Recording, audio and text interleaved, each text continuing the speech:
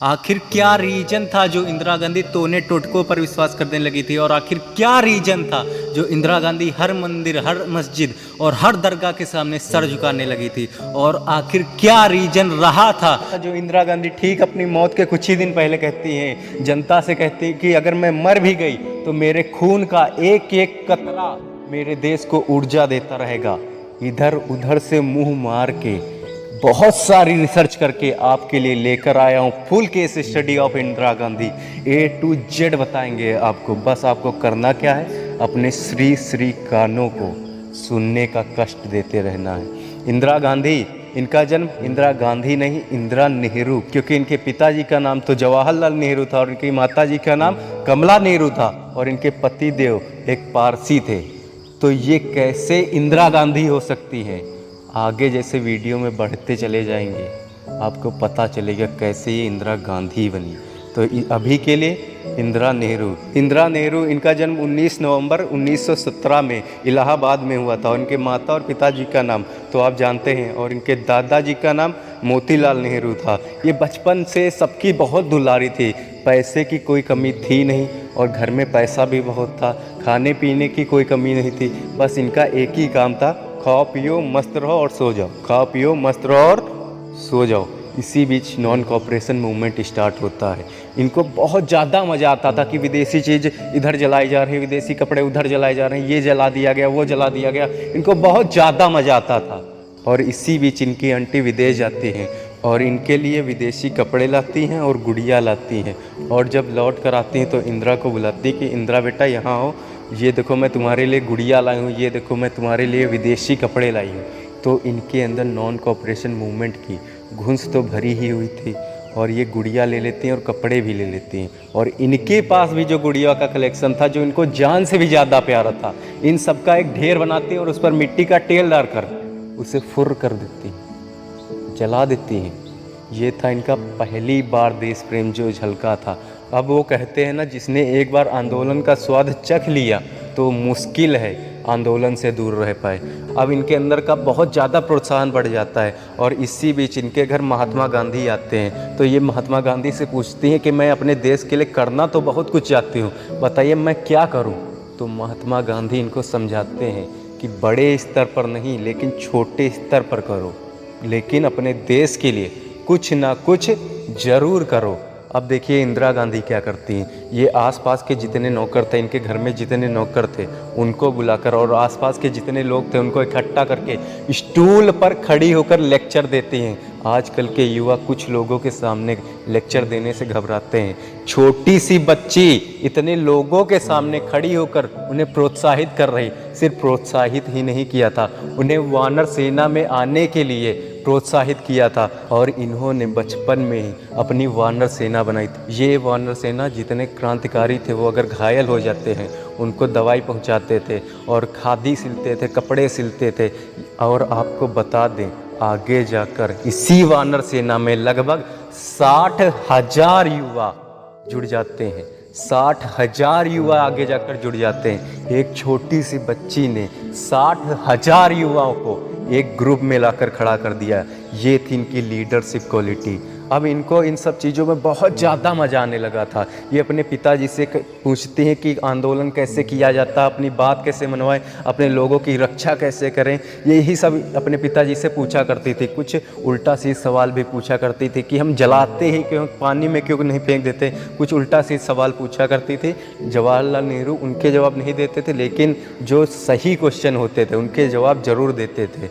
इसी बीच जवाहरलाल नेहरू अपने एक दौरे पर जाते हैं। अब घर में तो थे नहीं, तो इंदिरा गांधी पत्र लिख लिख कर अपने पिताजी से पूछते थे, और जवाहरलाल नेहरू भी अपनी बेटी को पत्र लिख लिख कर समझाते थे। बचपन से ही इन्होंने बहुत कुछ सीख लिया था। और आपको बता दूं, ये जब स्कूल जाती थी तो खादी के कपड़े पहन कर आती थी। वहाँ पर नॉर्मल लोग नॉर्मल कपड़े पहन कर आते थे, वहाँ जितने बच्चे थे सब नॉर्मल पहन कर आते थे। सिर्फ यही थी जो खादी के कपड़े पहन कर आती थी। इसीलिए इनसे इनकी टीचर बहुत ज़्यादा चिढ़ती थी। जैसे तैसे इन्होंने अपनी पढ़ाई पूरी की, और अब इनके सामने ऑप्शन आते हैं दो कि हायर स्टडीज़ के लिए कहाँ जाएँ, अमेरिका जाएँ, पेरिस जाएँ या फिर लंदन जाएँ। अमेरिका जाएँ, पेरिस जाएँ या लंदन जाएं। ये ऑक्सफोर्ड यूनिवर्सिटी चुनती हैं क्योंकि इसके पीछे एक रीजन था, क्योंकि वहाँ पर इनके क्रश फिरोज़ भी थे, इसीलिए ये ऑक्सफोर्ड यूनिवर्सिटी चुनती है। वहाँ पर एक दिन फ्लैग सेरेमनी थी, ब्रिटिश लोग ब्रिटिश का झंडा लाते हैं और फिरोज़ इंडिया का झंडा लाते हैं और इंदिरा गांधी को भी इंडिया का झंडा थमा देते हैं। जब ब्रिटिश की नज़र इन दोनों पर पड़ती है तो वो लाठी चार्ज कर देते हैं। बहुत सारा मार खाया लेकिन इंडिया का झंडा नहीं गिरने दिया।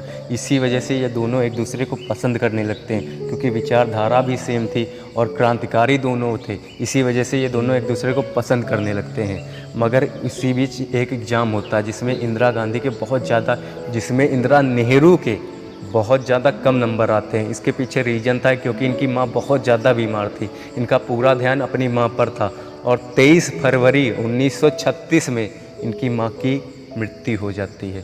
अब ये इंडिया आ जाती है, ये बहुत ज़्यादा डिप्रेशन में होती है क्योंकि माँ इनकी बहुत ज़्यादा इनसे करीब थी, ये भी अपनी माँ के बहुत ज़्यादा करीब थी, दोनों बहुत अच्छे दोस्त थे। लेकिन फिरोज़ जो थे अब इंदिरा गांधी को संभालते हैं और उनसे शादी करते हैं। अब फिरोज़ थे पारसी और इंदिरा थी नेहरू। फिरोज़ थे पारसी और इंदिरा थी नेहरू। ये मैरिज जो हुई थी इंटरकास्ट मैरिज थी, अलग अलग जात की मैरिज थी। ये राजनीतिक मुद्दा बनने लगा था और इसी बीच गांधी जी इनको समझाते हैं कि तुम दोनों अपने नाम के पीछे गांधी लगा लो। और इस तरह फिरोज पारसी बने, फिरोज गांधी और इंदिरा नेहरू बनी इंदिरा गांधी। इस तरह महात्मा गांधी ने राजनीति में तूफान आने से रोक लिया और इधर फिरोज और इंदिरा दोनों बढ़ चढ़कर आंदोलन में भाग लेने लगे। इसी बीच इंदिरा गांधी की कहीं जा रही होती, अपनी कार से कहीं जा रही होती, तभी ये देखते हैं कि 200 लोग एक इंसान के पीछे भाग रहे हैं। ये तुरंत अपनी कार रुकवाती है और 200 लोग के सामने जाकर खड़ी हो जाती हैं, उनसे पूरा माजरा पूछती हैं तो वो बताते हैं ये दूसरी कास्ट का है। इंदिरा गांधी कहती हैं अगर इस तक पहुँचना है तो तुम्हें मेरी लाश से गुजरना होगा। अब इंदिरा गांधी को देखिए, 200 लोग, इंदिरा गांधी अकेले, ना कोई सिक्योरिटी ना कुछ, 200 लोगों के सामने खड़ी हैं और उन 200 लोगों को पीछे हटना पड़ता है। इस तरह इंदिरा गांधी ने साबित किया था कि उनके लिए देश की एक एक जान भी प्यारी है। और इधर अब बात आती है 1944 की, जब राजीव गांधी को इंदिरा गांधी ने जन्म दिया था और 1946 में संजय गांधी को इंदिरा गांधी ने जन्म दिया था। इसी बीच नेशनल मूवमेंट भी स्टार्ट हो गया था, हर तरफ धर्म के ही दंगे हो रहे थे। ये इंदिरा गांधी दिल्ली जाती है, वहाँ पर मुस्लिम लोकेलिटी में जाती है तो देखती बहुत ज़्यादा गंदगी, हर तरफ कचड़ा ही कचड़ा है। तो ये एक रिलीफ कैंप स्टार्ट करती, क्योंकि वहाँ पर बीमारी फैल रही थी कचड़े की वजह से। ये एक रिलीफ कैंप स्टार्ट करती हैं जिसकी वजह से इनको बहुत ज़्यादा धमकियाँ मिलने लगी थी। और इसी वजह से नेहरू जी ने समझाते हैं कि देख इंदिरा, मूवमेंट करने तक तो ठीक है लेकिन अत से ज़्यादा कोई भी चीज़ खराब होती है।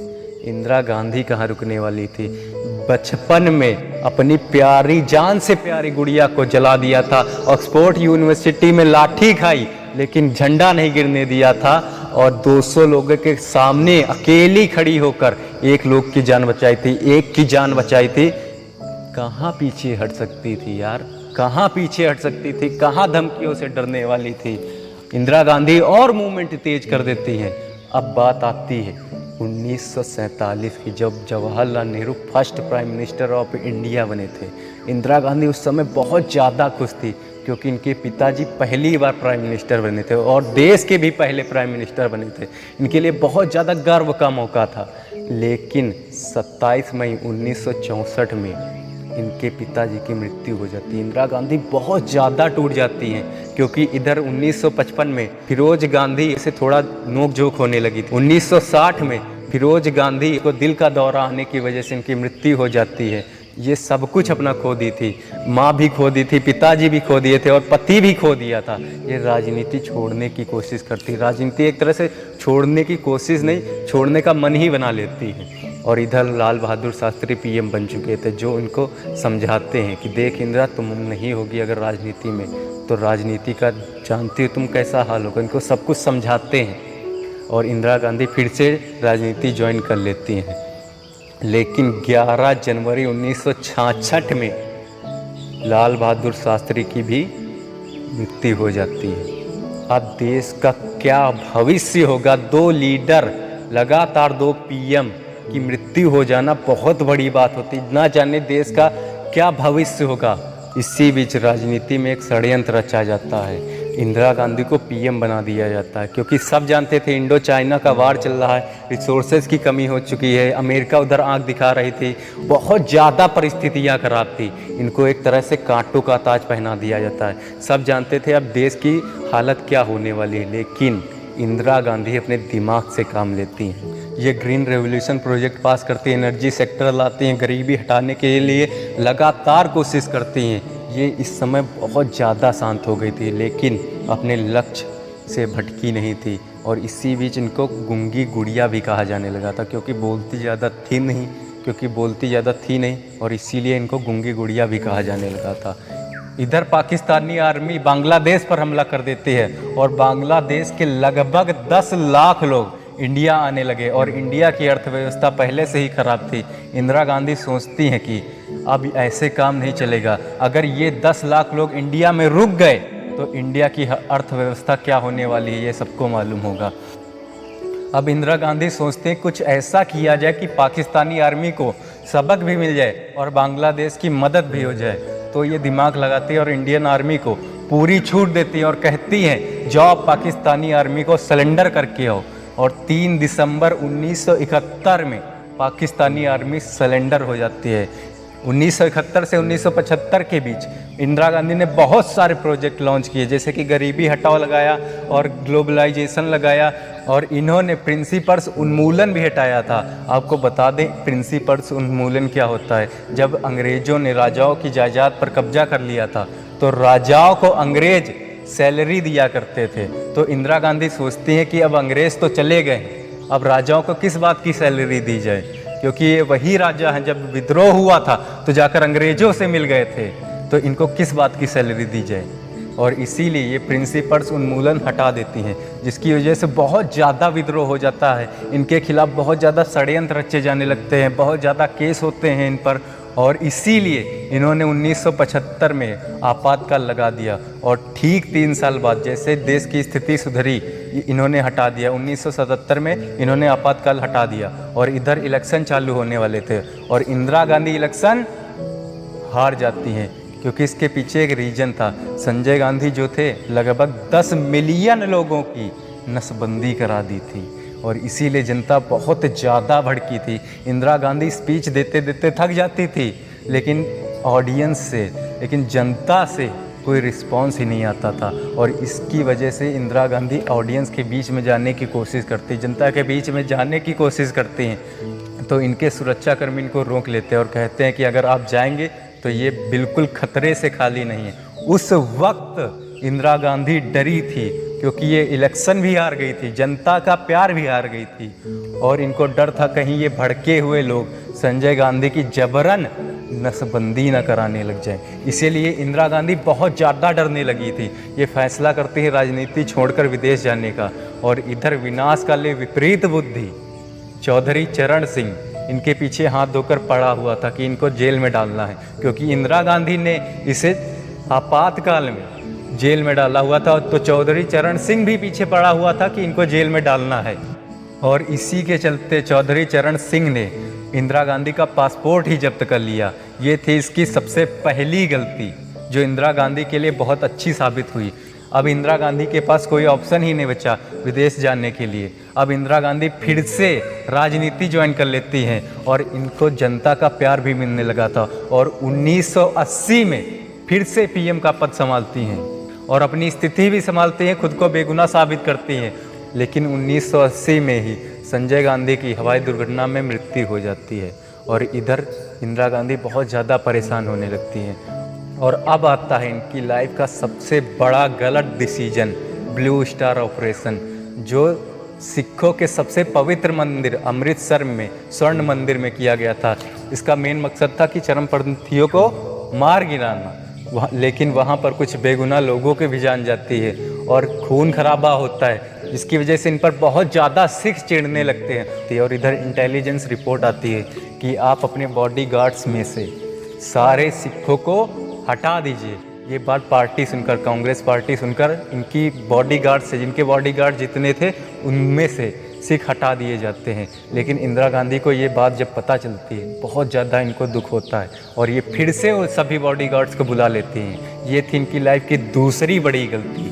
लेकिन अब इंदिरा गांधी पहली जैसी नहीं रही थी। ये बहुत ज़्यादा तीर्थ यात्रा करने लगी थी। कभी इस मंदिर जाती, कभी उस मंदिर जाती, कभी यहाँ माथा टेकती, कभी वहाँ माथा टेकती, कभी उस बाबा के पास जाती तो कभी उस बाबा के पास जाती। जैसे कि ये दिखाना चाहती हूँ कि इनका कार्यकाल अब पूरा हो चुका है, अब खुद ही अपने देश को संभालो। और ये हमेशा कहती थी कि मैं अचानक किसी दुर्घटना में मरूंगी। और दिन आता है 31 अक्टूबर 1984 का दिन, जब इनका वीडियोग्राफी इंटरव्यू पीटर के साथ फिक्स था। दोपहर में ब्रिटेन के प्रधानमंत्री से मिलना था और इनका पूरा का पूरा दिन व्यस्त था।